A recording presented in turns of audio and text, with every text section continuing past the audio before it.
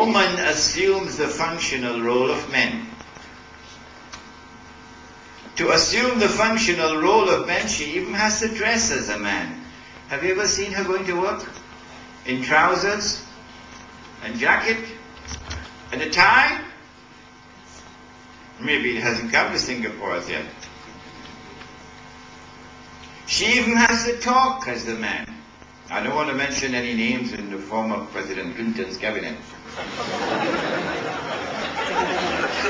She even has to talk as a man.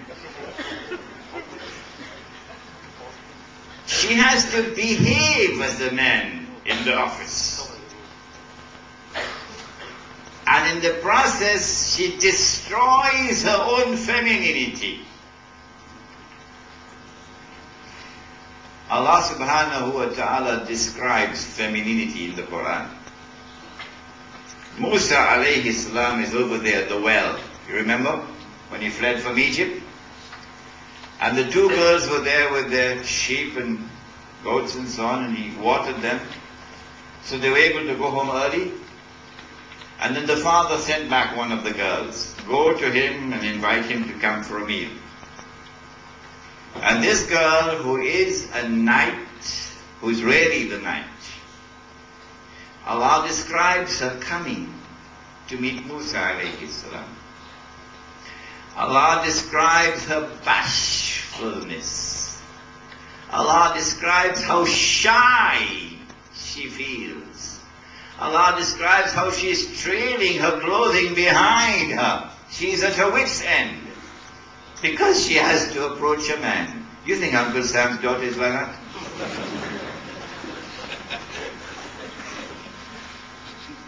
The feminist revolution destroys the femininity of a woman. Bashfulness is gone. Shyness is gone. Modesty disappearing. And so she loses her femininity. What happens when women begin to lose their femininity? Then of course the men will start marrying Indonesian women. But apart from that answer, what happens when women begin to lose their femininity? The answer is the day will no longer be attracted to the night. And when the day is no longer attracted to the night, then the day will mate with the day.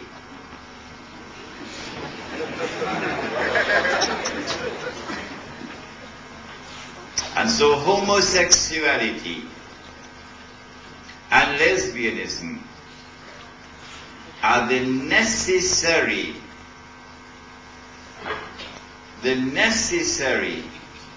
product of the feminist revolution that has already come to many parts of the world and is constantly increasing. But that is not our subject. A slave woman gives birth to her mistress. This woman is down there in the hold of the ship. And this one up here is first class.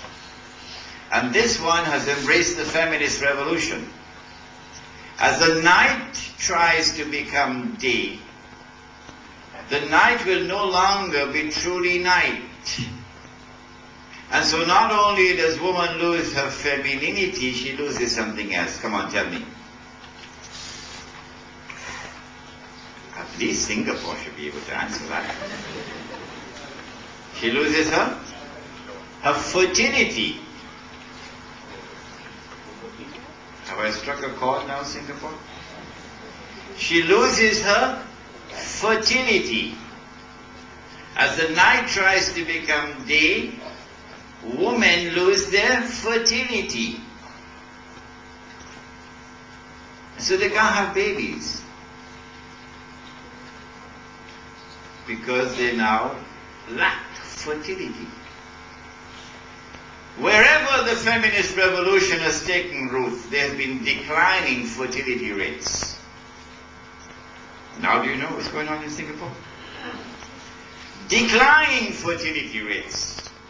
And so women have to go to clinics and spend huge sums of money to try to become pregnant. Because the womb is no longer fertile. But there's a second reason for declining fertility rates.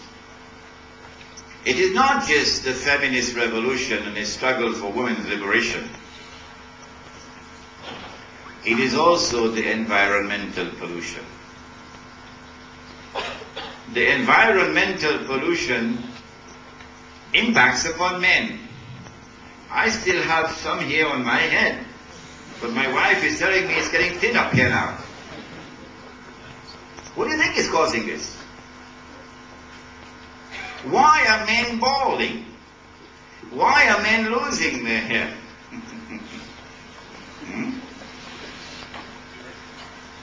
Environmental pollution has an impact. It takes its toll. The body, the biological body of a woman is far more fragile than that of a man. And so the impact upon her is greater. But he also suffers. Because the Prophet said one of the signs of the last day is that one man would have to maintain how many women?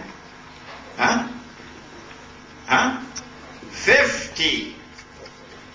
One man would have to maintain 50 women. He didn't say one man would have to marry 50. One man would have to maintain 50. Doesn't this strike a bell?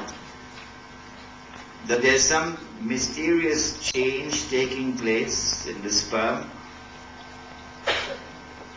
Maybe the genetically re-engineered food that we eat. And so the number of children who are born who will be male will begin to decline and decline and decline. As genetically re-engineered food and as environmental pollution increases, until eventually one man would have to maintain 50 women. This environmental pollution in the age of Dajjal, Dukhan, which causes climatic change as well, also impacts on female fertility. And so she's traveling first class, she can't have any babies. And the slave woman is down at the hull of the ship. But because she has been too poor to embrace the feminist revolution, her womb is still fertile.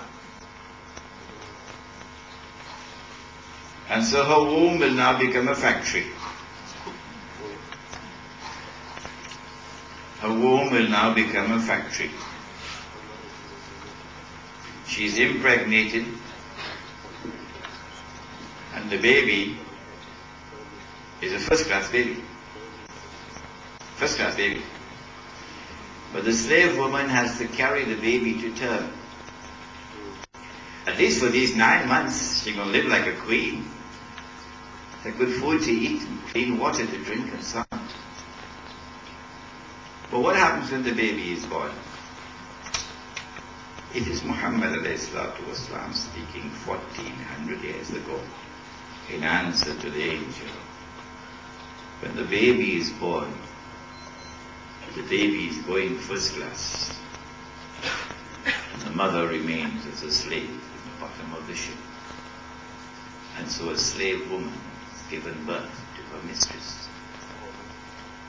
There's Dajjal in all of this. There's Dajjal in the riba. There's Dajjal in the feminist revolution. There's Dajjal at work in the environmental pollution. What these 5 questions are telling us is, you must embrace Islam. And after you've embraced Islam, you must live it. Live it. Live it with sincerity. Live it full time, not part time.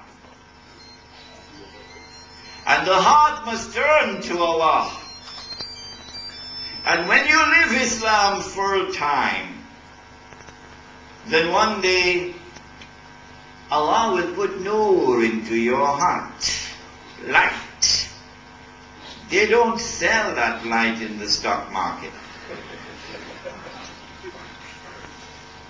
The heart will now be able to see. And it is with that internal sight, spiritual insight, plus external observation, observing the international monetary system, that spirituality will now deliver to you the understanding of the world in which you live today, the last stage. And so spirituality is not for taking a trip and going up the arsh and coming back down. That's not the purpose of spirituality. Spirituality is not for performing karamat, supernatural acts. Raise your finger, it has light in it. That's not the purpose of spirituality. The purpose of spirituality is to deliver an internal capacity to see, so that you'll be able to read the signs of Allah, most of all in the last stage. Before we end, there are some books of mine which unfortunately we don't have with us tonight. They're all sold out. But there's Islam and Buddhism in the Modern World, which I announced to you was going to be published when I was here last time. It's now published.